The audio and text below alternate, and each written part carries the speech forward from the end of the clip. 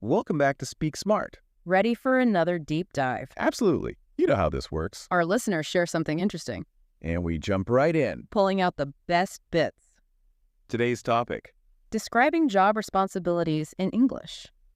Not as easy as it sounds, right? That'd be tricky, yeah. Especially for English learners. Definitely a common challenge. Luckily. We've got a great resource this time. Oh, yeah. What is it? A YouTube video, actually. From Effortless English Zone. Effortless English Zone. Okay. They're known for practical tips. Feels perfect for this. Exactly. So what's their approach? Well, they start with the basics. Always a good place to begin. Right. A few key phrases. Like, I am responsible for. okay, yeah. My job involves, Mm. I take care of, and I handle. Easy to remember. Exactly. Adaptable too. For any job. Pretty much, yeah. Like building blocks Okay, like that. to build a clear description. But sometimes those phrases, They can sound a bit robotic yeah, a little stiff. if you just use them alone. So what's the solution? Effortless English Zone shows us. Wow. They give real-life examples. So we can hear them in action. Exactly. What kind of examples? All sorts of jobs. A secretary, a chef, Oh, wow. even a nurse, a teacher, Seeing how the phrases fit into different roles. and making them sound natural, Right. Like instead of saying just, I handle customer inquiries, which is, yeah, kind of bland. you could say, as a customer service representative, I handle a wide range of customer inquiries. Okay, much better. See? More context, more personality. It's like a template, right? Exactly. You personalize it. With your own tasks. And responsibilities. And Effortless English Zone. They don't stop there. What else do they cover? They talk about the why. The why. Why this skill matters. Oh, that's important. It's easy to get caught up. In just the language itself. Right. But being able to describe your job, Yes. It's not just about sounding impressive. exactly. It's about clarity Clarity for who? for yourself, Oh, interesting. understanding your own role. Like really knowing what you do. Yes. What are your core responsibilities? Your goals. Exactly. Once you have that clarity for yourself, Then you can explain it to others. which you need for, well, everything. Everything. Like what specifically? Job interviews, Okay, yeah. resumes, networking, Mm. performance reviews, teamwork. It's essential, basically. In almost every professional situation, You have to explain what you do. in a way that's clear, concise. And compelling. And that's where those simple phrases, Become really powerful the foundation, for a strong professional image. and communicating your value. So we've got those basic phrases, We've seen them in action. and we get why it's so important. What's next? What does Effortless English Zone teach us next? A technique, especially for interviews. Ooh, tell me more. It's called the STAR method. The STAR method. I've heard of that. What does STAR stand for again? Situation, task, action, result. Right. Yeah. It's for those behavioral interview questions. Exactly. The ones that start with, tell me about a time when. Those are always tricky. The STAR method helps you organize your thoughts. So you don't freeze up. And you can give a clear, impactful answer. Effortless English Zone. They use an example, right? Yes. A project manager. Okay, tell me about it. So imagine they ask you, tell me about a time you faced a challenging project. Ooh, yeah, it's a classic. First, you set the situation, Describe the project, the the team. challenges you faced. So you might say something like, in my previous role, I led a team of 5 developers to launch a new mobile app Exactly. You've set the scene. and highlighted the challenge. What's next? Then the task, What was my specific role? your goals and objectives. So I might continue with, my task was to oversee the entire development process, making sure we met deadlines and stayed within budget. Perfect. Now for the action. What steps did I take? The skills you use. So here's where I show off my problem-solving skills. Right, like I implemented a new agile methodology to improve communication within the team. Showing initiative. Okay, last step. The result. What was the outcome? Did the project succeed? What impact did you have? I might say, we launched the app ahead of schedule and it received amazing reviews, That's it. A compelling story. showing your skills and achievements. All thanks to the STAR method. Wow, that's really impressive. And it's not just for interviews. Really? Where else can I use it? Networking events? Okay. Yeah, even performance reviews. It's about being structured. And telling your story effectively. I can see how that would boost confidence. In any situation where you're talking about your work. This is just the beginning though, right? Oh yeah, there's more to come. I'm excited to keep digging in. Me too. There's so much more to learn from Effortless English Zone. What else stands out to you so far? The way they use action verbs. Oh, yeah, I noticed that. They make descriptions so much more dynamic. And memorable. Exactly. Let's talk more about those action verbs. Okay, let's unleash the power of verbs. Action verbs. They can really make a difference. It's like adding a little spice to those job descriptions. Exactly. But it's not just about using any action verb you can think of. Right, it has to fit. It has to be accurate. Reflect your skills, your accomplishments. So precision and impact. Exactly. Can you give us some examples? Okay, let's say instead of I was responsible for customer service, Which, yeah, sounds kind of passive. you say I managed a team of customer service representatives. Managed sounds so much stronger. Right. It shows leadership. It's more active, more impressive. Okay, I'm liking this. Another example. Instead of I worked on the marketing strategy, Again, a bit vague.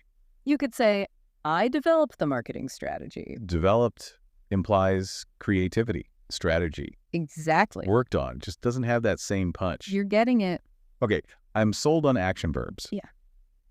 But how do we find the right ones? Well, there are lists out there. Like specifically for resumes. Yes, for resumes, cover letters. Handy to have, I guess. But honestly, Yeah. the best way is to just be more aware of Aware. verbs you're already using. Okay. Challenge yourself. Find stronger alternatives. So it's like a vocabulary upgrade. Exactly. And maybe pay attention to the language used in your field. Oh, that's a great tip. Reading articles, industry publications. Yes. See how they describe actions, Yeah. achievements. Let's pick up those powerful verbs.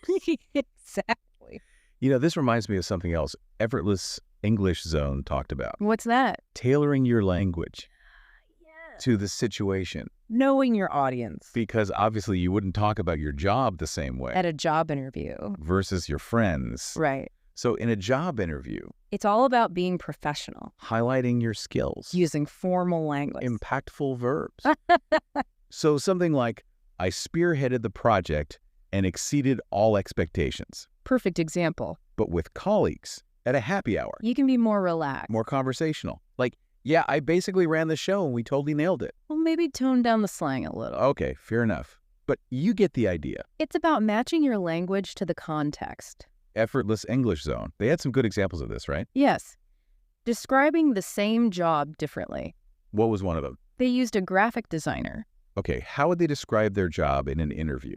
They might say, I conceptualized and designed visually compelling marketing materials Sounds impressive. that increased brand awareness and drove sales. Okay, very professional. But at a networking event, To something more casual, like what? I create cool designs that help businesses stand out. Much more approachable. Less jargon, more relatable. It's all about finding the right balance. Informative, but engaging. Not too formal, not too casual, Exactly. but even with the perfect words, It's not enough, right? what else matters? Your delivery, Oh, right, how you say it. tone of voice, body language. Confidence. It all plays a role. Because you could have the best job description in the world. But if you're mumbling, Slouching, avoiding eye contact. maybe as effective So it's about bringing those words to life, with a confident presence, owning your accomplishments. showing your enthusiasm. This is making me realize describing your job, It's not just about listing tasks. it's so much more than that. It's about storytelling, persuasion. Presenting yourself as a valuable asset. Exactly. Okay, I'm feeling inspired. What else did Effortless English Zone cover? One thing they emphasized was quantifying your achievements. Oh yeah, I remember that. It's about going beyond vague statements. So instead of just saying, I increased sales, You give specific numbers. I increased sales by 20%. Exactly. That makes a bigger impact. It adds credibility. It's like saying, I ran a marathon. I finished in under 4 hours. Perfect analogy. The numbers make it real. They show your impact. And it's not just about sales figures, right? No, it could be time saved, projects completed, Customer satisfaction ratings, anything quantifiable, it's all about showing, not just telling. and making your accomplishments more tangible. Quantifying achievements, that's a great tip. Makes such a difference. What else did Effortless English Zone talk about? Something that's often overlooked. What's that? Soft skills. Soft skills, right. Those are important. Absolutely. But hard to describe sometimes. Yeah, without sounding like you're bragging. Exactly. Like, how do you say, I'm a good communicator? It's all about examples. Example. Instead of just saying, I have excellent communication skills. Which sounds kind of empty. Right. You give a specific example. Like in my previous role, I led team meetings and made sure everyone understood the goals. Exactly.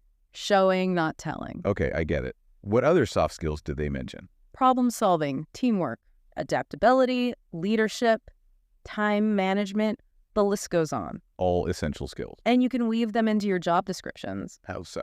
Let's say the job requires adaptability. Okay. Instead of just stating, I'm adaptable, Which, again, is a bit weak. you could say, I thrived in a fast-paced environment, handling unexpected challenges and changing deadlines. Ah, so you're proving it. With a real-life example. That makes a lot of sense. It's about showcasing those strengths. The things that make you a valuable team member. Exactly. Wow, we've covered so much in this deep dive. It's amazing how much information was packed into that effortless English zone video. From basic phrases to the STAR method, Action verbs, quantifying achievement. even soft skills. I think the biggest takeaway for me is Yes. it's not just what you say. But how you say it, Confidence, clarity. they make all the difference.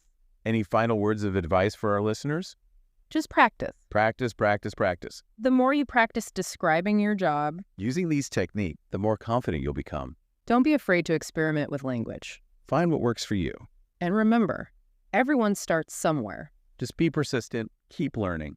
And celebrate those small victories along the way. Exactly. It's a journey. Well, it's been an incredible journey exploring this topic with you. Thank you for sharing your insights with us. My pleasure. And to our listeners, thank you for joining us on this deep dive into describing job responsibilities. We hope you found it helpful. Keep practicing, keep learning, and keep speaking smart.